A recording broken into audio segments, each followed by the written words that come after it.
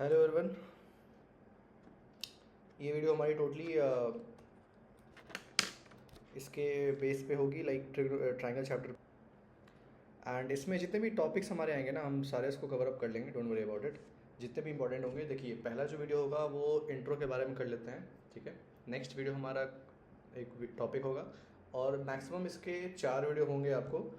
Several जो first 3 videos होंगे वो कॉन्सेप्ट से रिलेटेड होंगे, and the last one will be the examples. Okay, in that video we'll take 5 examples at least to cover up. Okay, so let's start the thing now. So let me write the chapter name first, which is triangle. Okay, ये हमारा chapter 6 है grade 10 का, ठीक है ना। Okay, let me read the content first. इसमें हम introduction के बारे में बात कर लेंगे, थोड़ा सा क्या क्या चीज़ें यहाँ पे ज़रूरत पड़ेंगी हमें आगे, ठीक है। एक होता है थ्योरम, इसमें बीपीटी मतलब कि बेसिक प्रोपोर्शनैलिटी थ्योरम, ठीक है ना। एक होता है सी बी पी टी, मतलब कि सेम चीज़ है, बीपीटी की तरह ही है, बस ये कॉन्वर्स मतलब कि उल्टा बीपीटी हो जाएगा, ये कॉन्वर्स बीपीटी। मैं बताऊंगा उसमें क्या है, और ये दोनों का दोनों बहुत इजी है, don't worry about it, very easy. Last one is the criteria of similar triangle. अगर आपको याद हो, ग्रेड 9 में आपने पढ़ा था congruence of triangle, right, congruent, how to prove it. यहाँ पे क्राइटेरिया, यहाँ पे क्या होगा, सिमिलर। हमने ग्रेड 9 में पढ़ा था कॉन्ग्रेंट, यहाँ पे है सिमिलर ट्रायंगल्स। सो बस ये डिफरेंस मैं बताऊंगा, दोनों में डिफरेंस क्या होता है, ठीक है ना।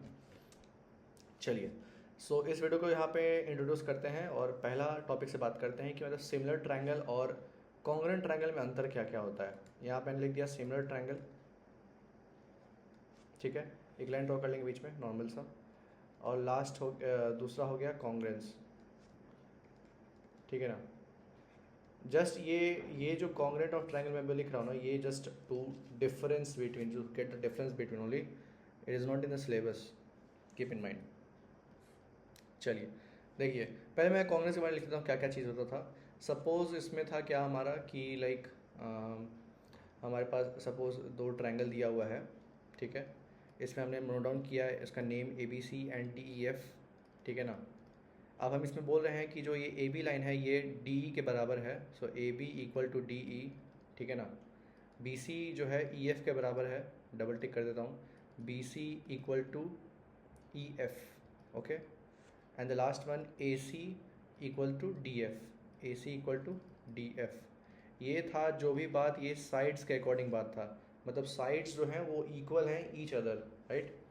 Now if suppose same triangle again लेते हैं, मैं इसके लिए डिफरेंट डायग्राम ड्रॉ कर लेता हूँ, आपको कन्फ्यूजन नहीं होगा इस चीज़ में। एंड जो भी लोग देख रहे हैं वीडियो, आप लोग अपना एक नोटबुक के साथ चलिए और नोट करते चलिए। जो ये एंगल A है ये सेम होगा एंगल D, मतलब जो एंगल A होगा ये एंगल D के बराबर होगा, एंगल B एंगल E के बराबर होगा, एंगल B जो है एंगल E के बराबर होगा, और जो लास्ट वन है वो है एंगल C F के बराबर होगा। So angle C equal to angle F। अब यहाँ पे देखिए क्या है, ये मैंने बात की टोटल एंगल्स के बारे में। देखिए हम कॉन्ग्रेंट ट्रायंगल किसको कहते हैं, जब भी हमें 2 ट्रायंगल गिवन हो, उसका साइड्स इक्वल हो, इस तरह से, ये जो हमने लिखा है यहाँ पे, और जब भी सेम ट्रायंगल हो उसका जो एंगल्स हो इक्वल हो ईच अदर के, तो हम ये बोल सकते हैं कि ये दोनों ट्रायंगल कॉन्ग्रेंट है। समझ आया। साइड्स और एंगल्स के बारे में ओनली बात करना है, साइड्स इक्वल होना चाहिए एक दूसरे का, और एंगल्स इक्वल होना चाहिए एक दूसरे का, बस। अगर ये 2 चीज़ सेटिस्फाई हो रहा है तो उसको हम बोलेंगे कॉन्ग्रेंट ट्रायंगल, ठीक है। अब आते हैं सिमिलर में। सिमिलर में पहले हम यहाँ पे, मैंने तो साइड्स के बारे में पहले बात कर लिया, पहले हम यहाँ पे एंगल्स के बारे में बात कर लेते हैं। देखिए, तो सेम चीज़ अगेन ड्रॉ करेंगे, मैं आपको डिफरेंस समझा देता हूँ कि मतलब मीनिंग यहाँ क्या होता है, ठीक है ना। DEF, देखिए मानिए कि एंगल्स के बारे में बात कर लेते हैं, सॉरी वो गलती से आ गया यहाँ पे, हाँ।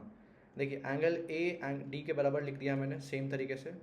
सेम B जो है वो E के बराबर हो गया, तो angle B equal to angle E। Last one angle F equal to angle C, बराबर है। ये चीज़ यहाँ पे सेम होती है, कॉन्ग्रेंट की तरह ही सेम, एंगल हमारा इक्वल होना चाहिए इस तरह से, ठीक है भाई। सेकंड जो है, इफ़ हम हम जब साइड्स के बारे में बात करते हैं, यहाँ पे बस साइड्स में डिफरेंस आता है सिमिलर ट्रायंगल में। वो क्या है मैं समझाता हूँ यहाँ पे, देखिए कैसे होता है ये। देखिए इसमें हमने क्या लिखा था कि जो ए बी है वो डी के बराबर है, बी सी है जो ई एफ के बराबर है, ए सी है डी एफ के बराबर। तो मतलब साइड्स को हम इक्वल शो कर रहे थे, यहाँ पे साइड्स इक्वल शो करेंगे। ये सिमिलर ट्रायंगल में क्या करेंगे, यहाँ सिमिलर ट्रायंगल में हम साइड्स का रेशियो इक्वल शो करेंगे। मतलब कि जो ए बी लाइन है ना, उसको डिवाइड करेगा डी से, अब उसको बराबर दिखाएंगे ए सी डी एफ के बराबर, A C by D F, और उसको बराबर दिखाएंगे B C by E F. समझ आया? कॉन्ग्रेंट और सिमिलर में क्या फ़र्क है? एंगल दोनों का बराबर है, एक ही टाइप का रहेगा, लेकिन जब साइड्स का हम बात करेंगे, यहाँ पे साइड एक दूसरे के बराबर है। यहाँ क्या है, यहाँ साइड्स का रेशियो एक दूसरे के बराबर है। मैं यहाँ लिख भी देता हूँ, साइड्स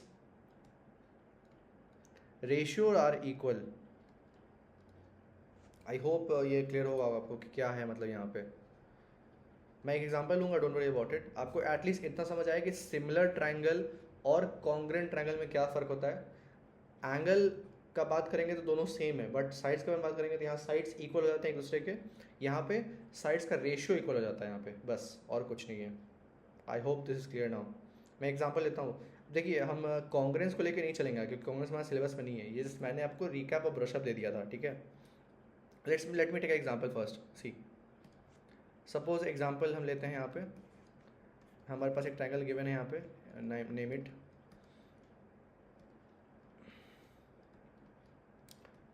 ठीक है।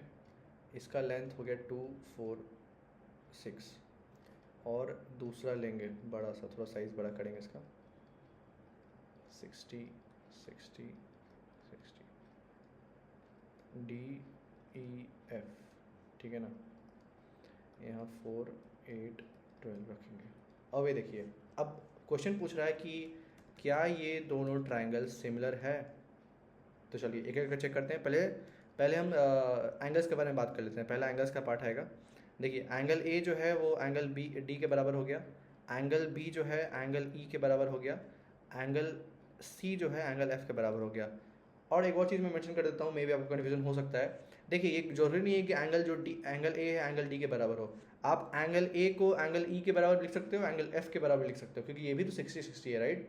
तो कुछ भी हो सकता है, राइट। ऐसा कंपलसरी नहीं है। ये जो बी है ई के बराबर मैंने यहाँ लिख दिया है, इसका मतलब ये नहीं है कि मतलब डी और एफ नहीं आ सकते, डी भी लिख सकते हो, एफ भी लिख सकते हो।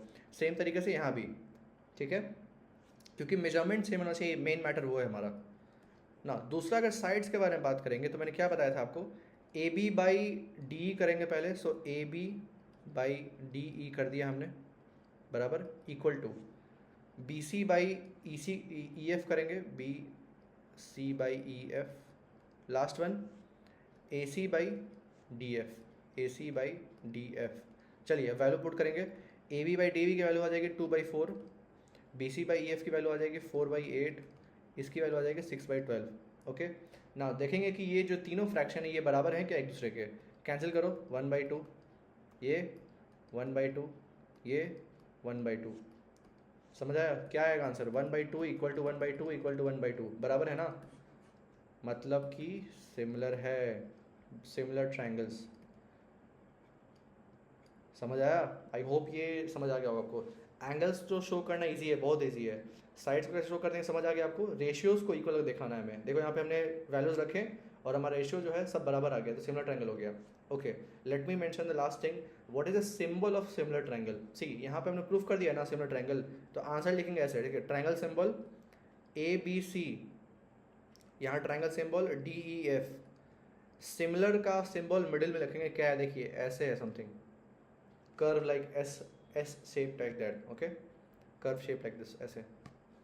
इसका मतलब होता है सिमिलर। ए बी सी जो है सिमिलर है डी एफ के। I hope this is clear now. So let's meet in the next class, okay, which will be for the BPT, which is basic proportionality theorem. Okay, thank you.